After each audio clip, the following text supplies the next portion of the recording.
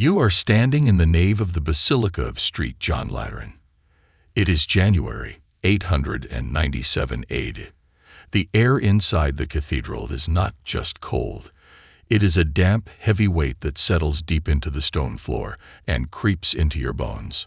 But it isn't the temperature that makes your stomach turn. It is the smell. Thick, suffocating clouds of frankincense swirl through the air, burning with an intensity that stings your eyes. It is too much. It is desperate. The priests are trying to mask a different scent, a sickly, sweet heaviness that hangs low in the room. The undeniable scent of the grave. Your eyes move to the defendant sitting on the papal throne. He is dressed in the height of ecclesiastical glory. The gold-embroidered pallium weighs heavy on his shoulders. The fisherman's ring catches the candlelight. The towering mitre sits atop his head. You wait for him to stand. You wait for him to answer the charges. But the defendant remains perfectly, terrifyingly still. His chest does not rise. His skin is drawn tight against the skull, the color of old parchment. He has not taken a breath in 7 months. This is Pope Formosus, and he is being tried for crimes against the Church. Suddenly, the silence is shattered. Pope Stephen VI leaps from his chair, his face twisted in a fury that feels dangerously alive compared to the figure on the throne. He marches toward the dais, pointing a trembling finger at the shriveled figure. He screams, his voice cracking with rage, demanding to know why the dead man dared to usurp the Holy See. The defendant does not flinch. He does not blink. In the shadows behind the throne, a young deacon, pale and trembling, leans in close to the dead man's ear. He swallows hard, then whispers the defense on behalf of a mouth that will never open again. When we look back at the Cadaver Synod, it is comforting to dismiss it as the work of a madman. A raving lunatic shouting at a bundle of bones because his mind had snapped. That is the story history books often prefer. The narrative of the insane pope. It makes the horror easier to digest if we can categorize it as an aberration of mental illness. But the reality is far more disturbing. Stephen VI was not insane. He was calculating. This entire spectacle, this grotesque theater of the Macabre, was a precise, cold-blooded legal maneuver orchestrated by the most powerful family in Italy, the House of Spoleto. This wasn't about hatred, it was about validity. Under church law, if Pope Formosus was found guilty of being an illegitimate pontiff, then every single decision he made during his reign became void. Every bishop he ordained, every law he passed, and every alliance he forged would be erased from existence. Stephen VI and his puppet masters, Lambert of Spoleto and his mother Adiltrude, didn't just want Formosus dead, he was already dead. They needed him unexisted. They needed to chemically scrub his legacy from the timeline to secure their own fragile grip on power. And that is the true horror of this event. This wasn't a secret black mass performed in a dungeon. This was an official ecclesiastical tribunal. The pews were not empty. They were filled with Roman nobility, clergy, and dignitaries. They sat in their velvet robes, watching a corpse being cross-examined, and they nodded along. They accepted this as a valid legal proceeding. It wasn't madness. It was politics. To understand why a dead man is on trial, you must understand the world that dug him up. This is the Saeculum Obscurum, the dark age of the Papacy. Forget the pristine marble of the Vatican you know today. The Rome of the 9th century is a graveyard of empires. The Great Colosseum is no longer a stadium. It is a quarry, stripped of its stone by thieves. Cattle graze in the Roman Forum, chewing grass where senators once decided the fate of the world. The city is shrinking, crumbling, and desperate. In this power vacuum, the papacy is not a holy institution. It is a weapon. The chair of St. Peter is a prize fought over by warring aristocratic families who treat popes like disposable chess pieces. At the center of this blood sport are two factions, the Spoletans, a ruthless Italian dynasty, and the Carolingians, the Germanic successors of Charlemagne. Enter Formosus. In life, he was not a victim. He was a powerhouse. Brilliant, ambitious, and dangerously politically savvy, he played the game better than anyone. But he made one fatal calculation. He betrayed his home team. Though the Spoleto family helped him rise, Formosus turned his back on them. He looked north and invited the barbarian Arnulf of Carinthia to invade Italy and claim the imperial crown. It was the ultimate political insult. Formosus died before the consequences could catch him, or so he thought. But the Spoleto matriarch, Empress Ageltrude, has a memory as long as her reach is cruel. She didn't just want Formosus to lose his life. That debt was already paid by nature. She wanted his soul annulled. This atrocity is not fueled by passion. It is fueled by procedure. To the modern eye, exhumation is a violation. To the legal minds of the 9th century Vatican, it is a bureaucratic necessity. The system operates on a strict adherence to Roman law, which dictates that a defendant must be physically present to answer the charges. You cannot try a ghost. You cannot try a memory. You need the man. And so, the order is stamped and filed.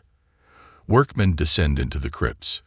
They break the seal of the tomb not with malice, but with shovels and ropes, treating the former vicar of Christ as evidence to be processed.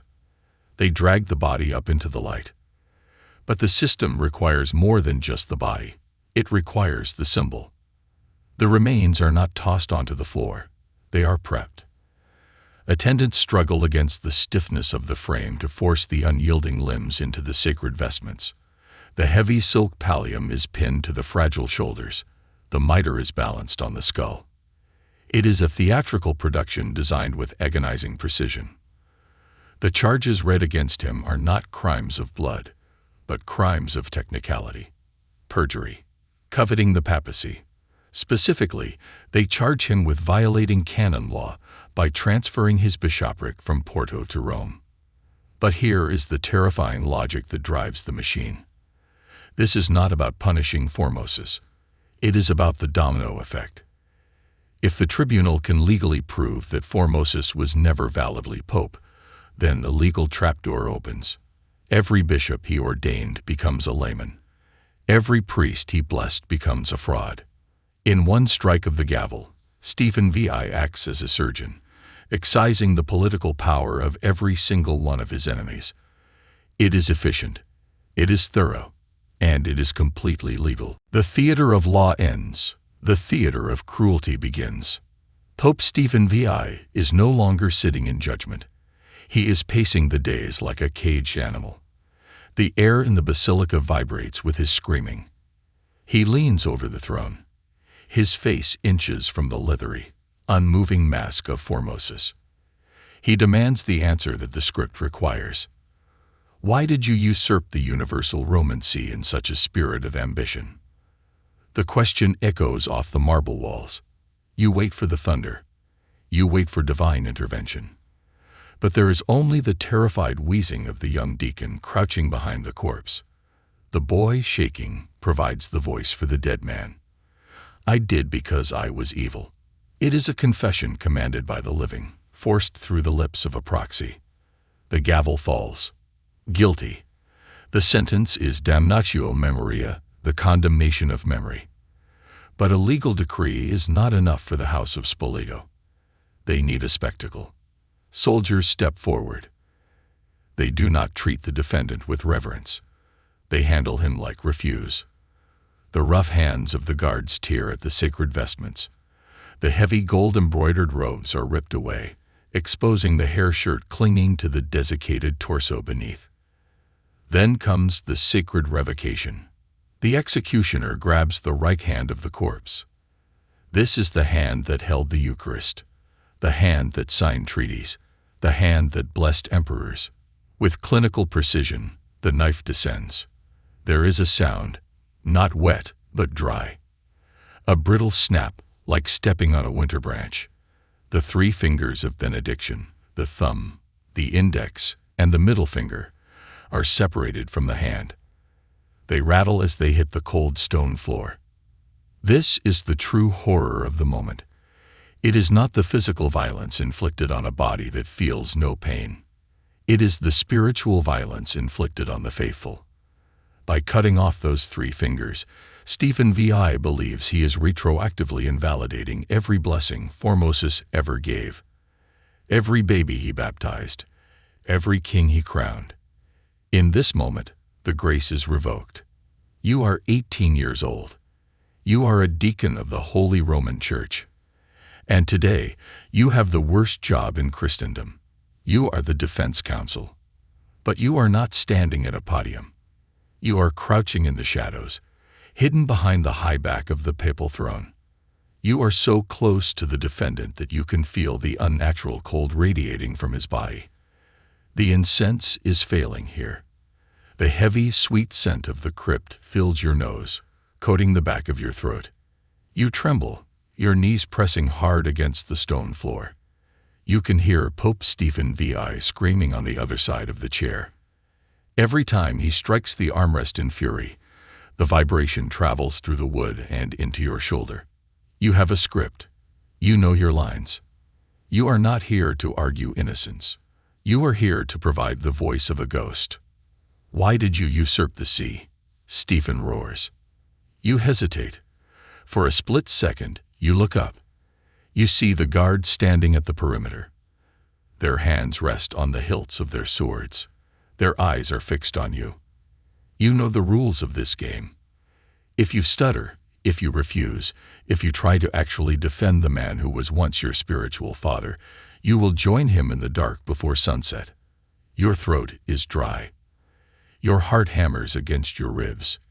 You lean forward, placing your lips inches from the dead man's ear, as if conferring with a client. I did because I was evil, you whisper. Your voice cracks, thin and pathetic in the cavernous basilica. But it is enough. You have done your duty. You have just condemned a pope to save your own skin. Then you watch the knife flash. You hear the dry snap of the bone. And in that moment, something inside you breaks that can never be fixed. You realize that the holy vestments, the prayers, the incense, it is all a costume. There is no sanctity here. There is only power. The trial is over, but the humiliation is not. The verdict requires the total erasure of the man.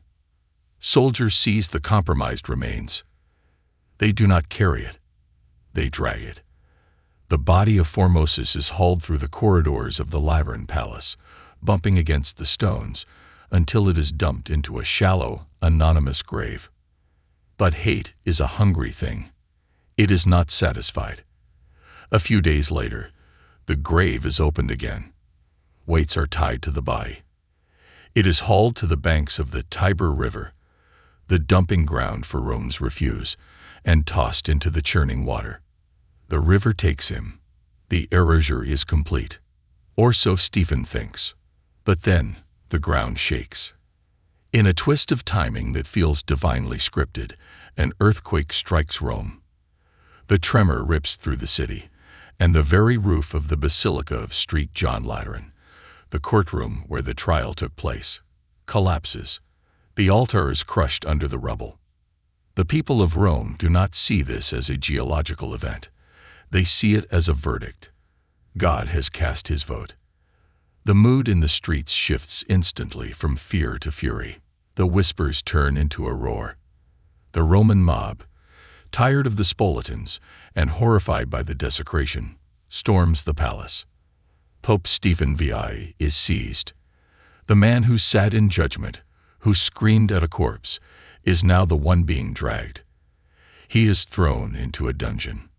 Weeks later, in the silence of his cell, the door opens. It is not a rescuer. The darkness enters the room. There is a struggle, brief and desperate. Then the silence returns, permanent and absolute. The judge has followed his victim into the void. The Tiber River was supposed to be the end. It was supposed to wash away the evidence of Pope Formosus, dissolving his legacy into the silt. But history loves irony. A few days after the body was thrown into the water, a monk spots something caught in his net. It is the battered, waterlogged remains of the pontiff. He drags the body ashore. He does not see a criminal. He sees a martyr. Whispers begin to spread through Rome. They say the body, despite the mutilation and the water, looks peaceful. They say that when the body was brought into the church, the statues of the saints bowed their heads in reverence. Justice arrives not with a scream, but with a burial. A new pope ascends the throne. He retrieves the body. He organizes a solemn procession. He does what Stephen refused to do.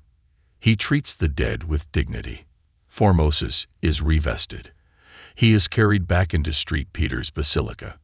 The fingers may be gone, but his spirit is restored. The Cadaver Synod stands today as the absolute nadir of the papacy. It is the moment when the mask slipped completely, revealing that beneath the gold and the incense, the Vatican of the 9th century was just another pit of vipers fighting for survival. It teaches us a dark, enduring lesson. There is no limit to what men will do to secure their power. They will not just kill you. They will put your ghost on trial to make sure you stay dead. Today, if you walk through the grottos of St. Peter's, you can find the tomb of Pope Formosus. He rests in stone, his name carved for eternity. And Stephen VI. He is a footnote, a cautionary tale of madness. He tried to erase a memory, but he only succeeded in writing his own name in blood. Which historical leader do you think deserves to be put on trial today? Tell us in the comments below.